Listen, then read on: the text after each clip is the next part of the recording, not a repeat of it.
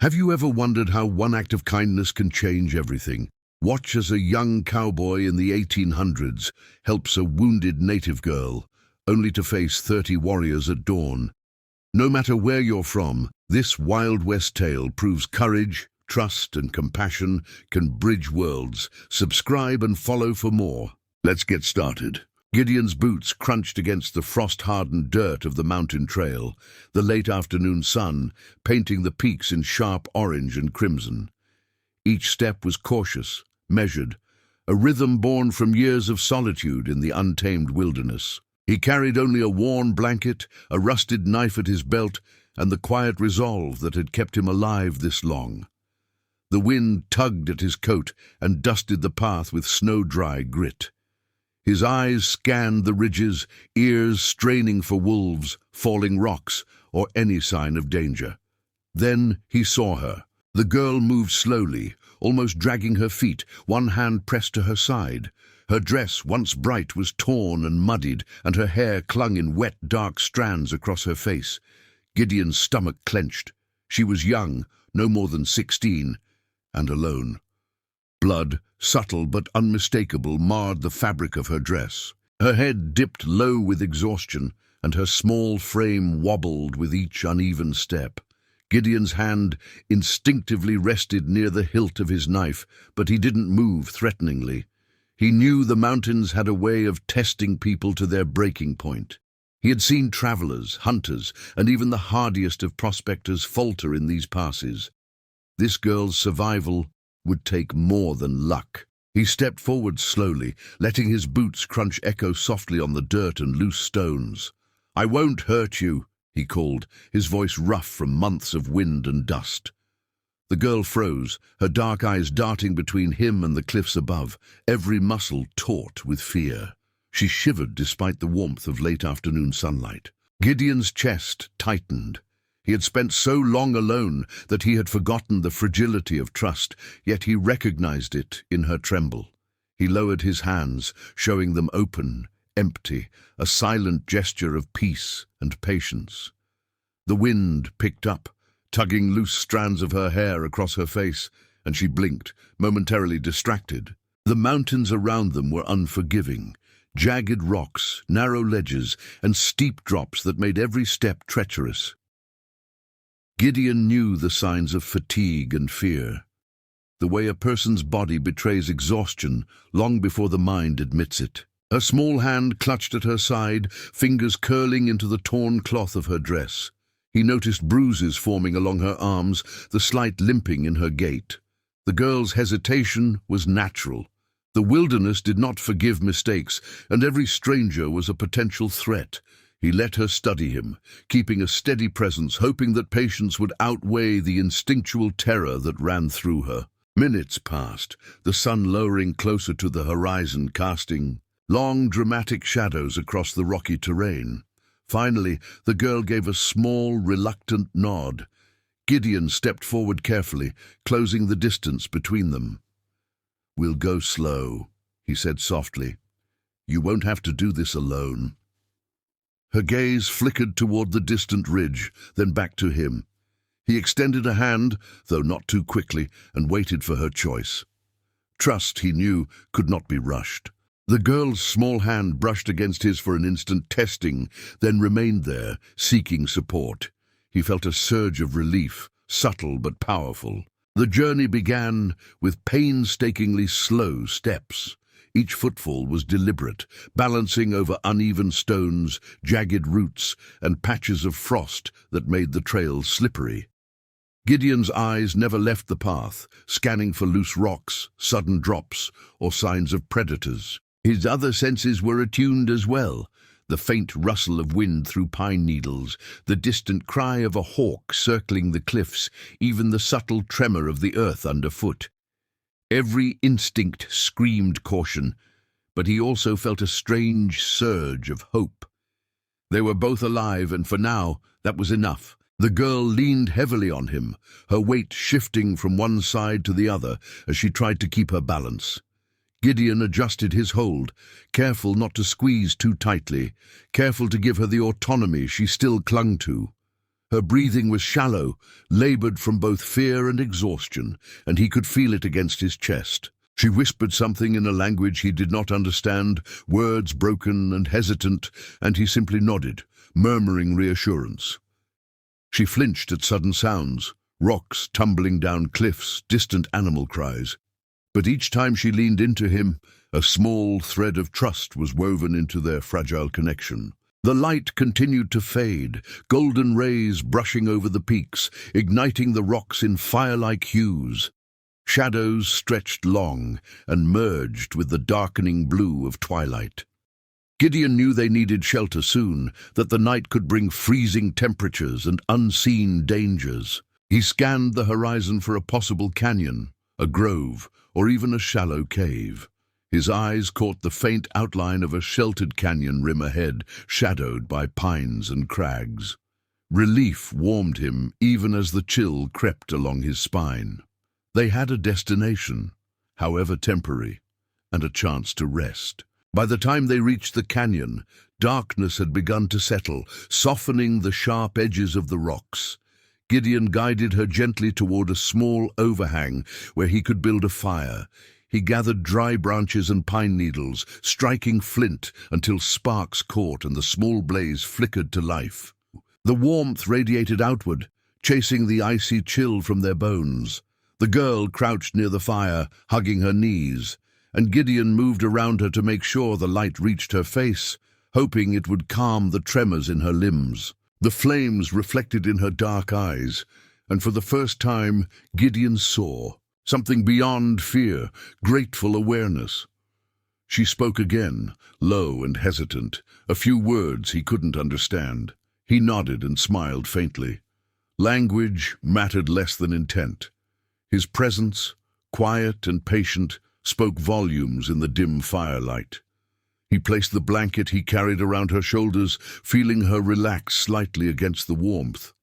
The mountains outside seemed to hold their breath, as if acknowledging the fragile safety of this small sanctuary.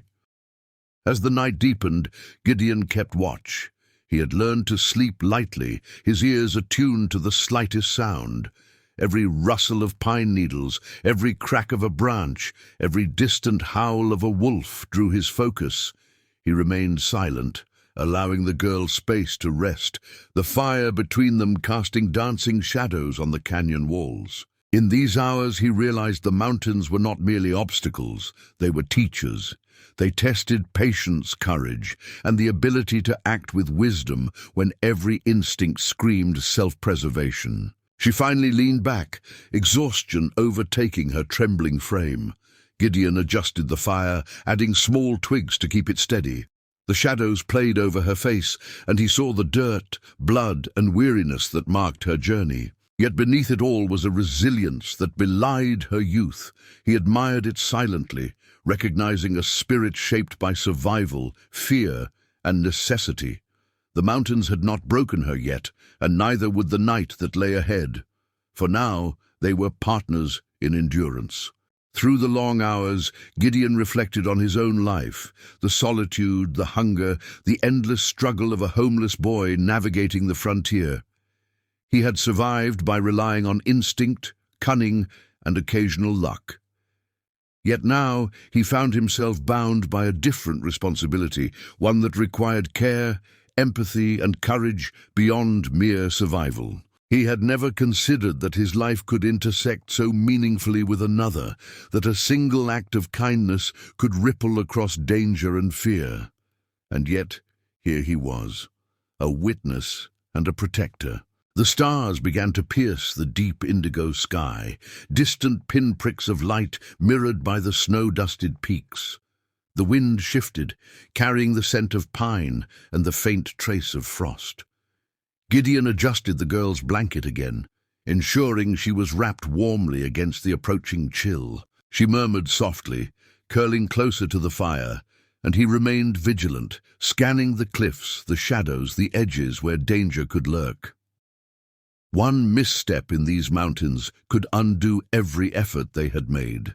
By dawn, the first golden rays crested the peaks, illuminating the canyon with a soft glow. The girl stirred, lifting her head and blinking against the light. Gideon offered her a smile, gentle but reassuring. They would continue their journey, he realized, but this small night of safety had already shifted the balance. A bond of trust, fragile yet enduring, had formed between them. In the wild frontier, such connections were rare, precious, and sometimes the difference between life and death. For now, they were enough to face the next challenge together. Night had fully settled over the canyon, the stars casting cold silver light across jagged rocks. Gideon crouched beside the small fire, its flames crackling softly, illuminating the girl's pale, bruised face.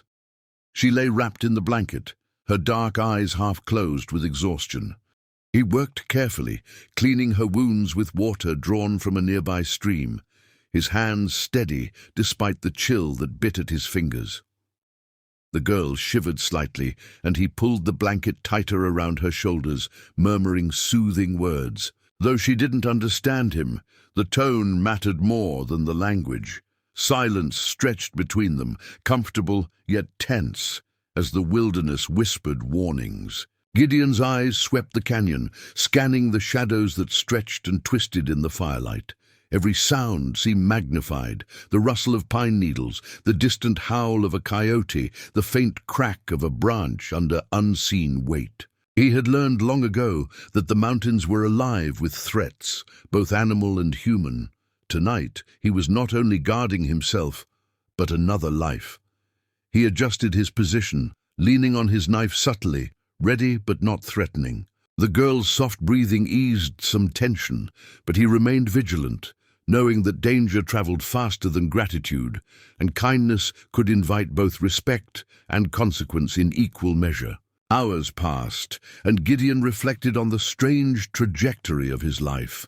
Alone in the mountains, a homeless boy surviving on scraps and instinct, he had never imagined being a protector in this way. The girl's trust had been given reluctantly, yet it weighed heavily on him, not as a burden, but as a responsibility he could not ignore. He stirred the fire again, listening to the silence, appreciating the brief calm. The wilderness had a rhythm, and tonight it pulsed around them, testing their endurance and resolve.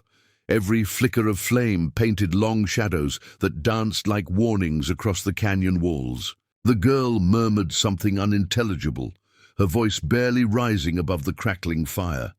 Gideon leaned closer, cupping her chin gently to see her eyes. They were dark, reflective pools, shadowed by fear and fatigue, yet shining with a fragile spark of trust. She pressed a small hand to his arm, an unspoken gesture of connection and gratitude. Gideon allowed himself a small smile, the first of many since their journey had begun.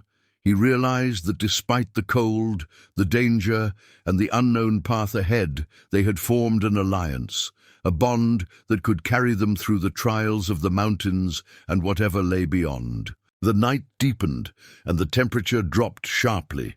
Gideon gathered more firewood, each movement deliberate to avoid startling the girl. He positioned stones around the fire to shield it from gusts of wind and potential sparks. Shadows stretched farther across the canyon walls, blending with the darkness until the stars were the only lights above. He kept a careful watch on every movement, from the flutter of wings to the distant glint of moonlight on metal. His senses were heightened, every instinct alert. Protecting someone else had changed the way he moved, felt, and thought, sharpening him in ways solitude never had. As the first light of dawn brushed the canyon ridges, Gideon felt a low vibration beneath his boots. At first he assumed it was an animal, maybe a herd moving in the distance, but the rhythm was too steady, too deliberate. His heart clenched. Hooves, many hooves. He rose slowly, the girl stirring behind him, her eyes opening wide with unease. It's them," she whispered, her voice trembling. Gideon nodded, feeling the surge of adrenaline and apprehension. 30 figures emerged across the frost-dusted terrain, warriors on horseback, painted and armed, moving in silent formation toward the canyon.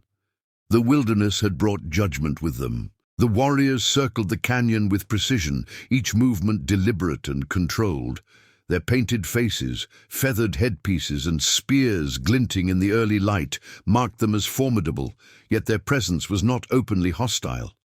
Gideon stepped forward cautiously, positioning himself between the girl and the approaching riders. He could feel the weight of every pair of eyes upon him, assessing, measuring, considering his intentions. The girl reached for his hand, a subtle gesture of fear and faith. Gideon understood that his actions from the previous evening had summoned this reckoning. He had stepped into a world defined by codes older than the mountains themselves. A tall warrior, clearly a leader, rode forward, his horse's hooves crunching against frost-hardened earth. The wind carried his voice, deep and resonant, through the canyon. "You helped our child," he said. "You have chosen a path few dare walk. Her safety is now tied to you, as your honor is tied to hers." Gideon swallowed, his mouth dry. The gravity of the situation sank in. He had acted out of simple compassion, yet in this culture, kindness carried obligation and consequence.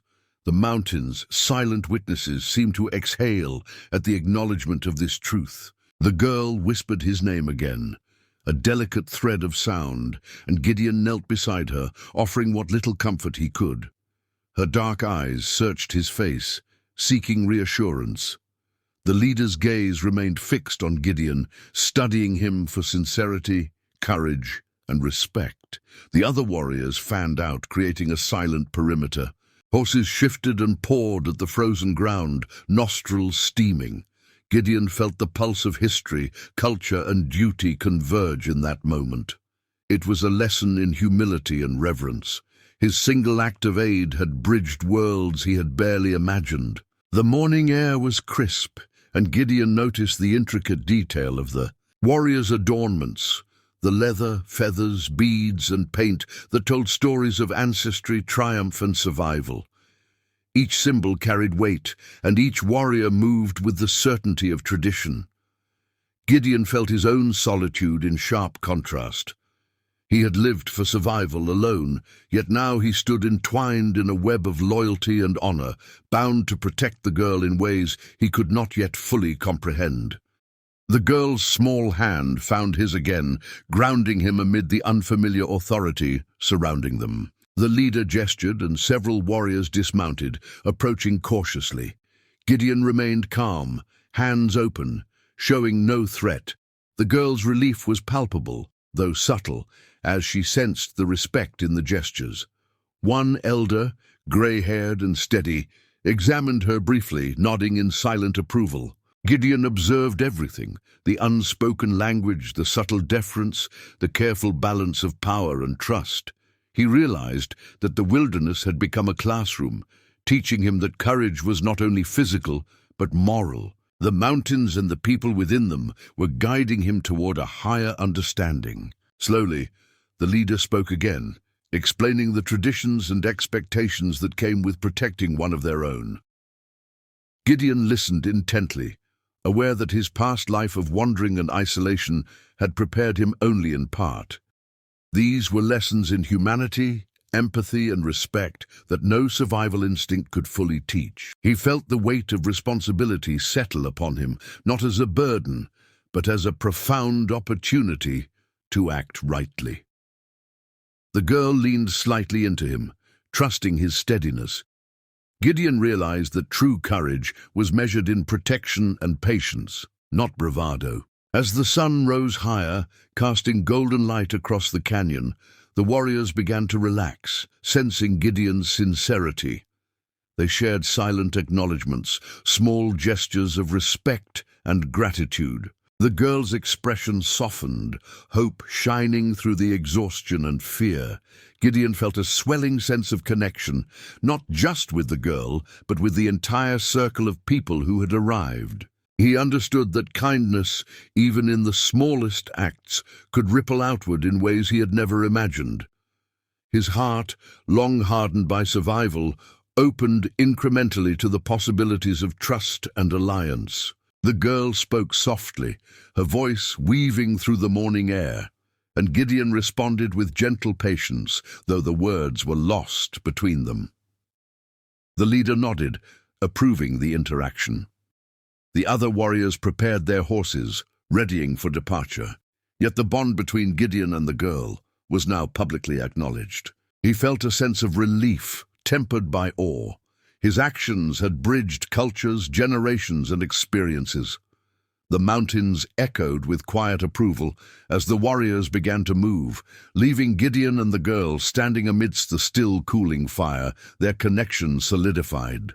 In the aftermath, Gideon reflected on the intensity of the night and morning. Solitude, he realized, had given him skill, but compassion had given him purpose. The girl's presence, fragile and resilient, had reshaped his understanding of responsibility. The wilderness remained harsh, but with trust, courage, and empathy, survival became more than mere endurance. It became a matter of legacy and honor. As the riders disappeared into the horizon, Gideon and the girl prepared to continue their journey, not just across the mountains, but into a future defined by their shared experience. Finally, as the sun climbed to midday, Gideon offered the girl water and a small piece of bread, simple gestures carrying profound meaning. She smiled faintly, the first genuine expression of ease he had seen since their meeting. Gideon felt the weight lift slightly from his shoulders, replaced by the quiet satisfaction of having acted rightly. The mountains, silent witnesses, seemed to grant their approval. He knew challenges remained, yet for now they had survived together, and the bonds formed in the cold canyon would endure, a testament to courage, compassion, and the human capacity to bridge worlds even in the harshest conditions.